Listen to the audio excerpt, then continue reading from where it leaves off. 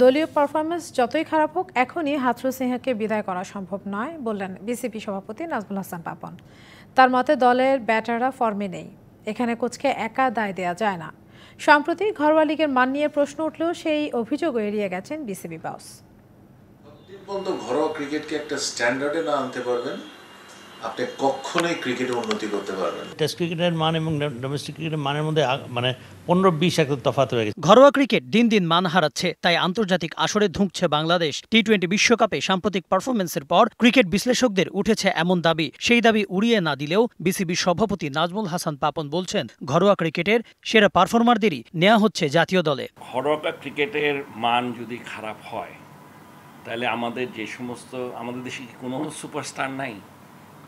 তামিম, সাকিব, মুশফিক, রিয়াদ ছাড়াও সুপারস্টার নাই? মুস্তাফিজ বলেন, যারাই আছে তাসকিন, এরা কি কোনো প্লেয়ার না? টি-20 বিশ্বকাপের পর স্পিন বোলিং কোচ মুশতাক আহমেদের চুক্তি বাড়ানোর কথা বলেছিলেন বিসিবি সভাপতি, কিন্তু তিনি চলে গেছেন ইংল্যান্ডে। অপরদিকে বোর্ড পরিচালকদের নেতিবাচক মনোভাবের পরও হাথুরু সিংহকে সরানো যাচ্ছে না। 250-টিরও বেশি ডিজাইন অপশন নিয়ে ওয়ালটন স্মার্ট ফ্রিজ, বোঝে আপনার প্রয়োজন। বিসিবি সভাপতিও বলছেন, হুট করে সরানোর সুযোগ নেই লঙ্কান হেড কোচকে। সমস্যাটা হচ্ছে আমাদের ব্যাটিং হ্যাজ সিগনিফিকেন্টলি ডিটোরিয়েটেড। যে আমি যদি এখন বলি বাড়বে, সেটাও ঠিক হবে না, আর যদি বলি বাড়বে না, সেটাও ঠিক হবে না, কারণ সে তো এখনো আছে। থাকা অবস্থায় একজনকে যদি আগেই জেনে যায় যে তাকে রাখবো না, তাহলে তার একটা ইম্প্যাক্ট পড়তে পারে। আবার আমরা যদি বলি যে হ্যাঁ করব, তাহলেও আবার এটা ঠিক হবে না যদি না করি।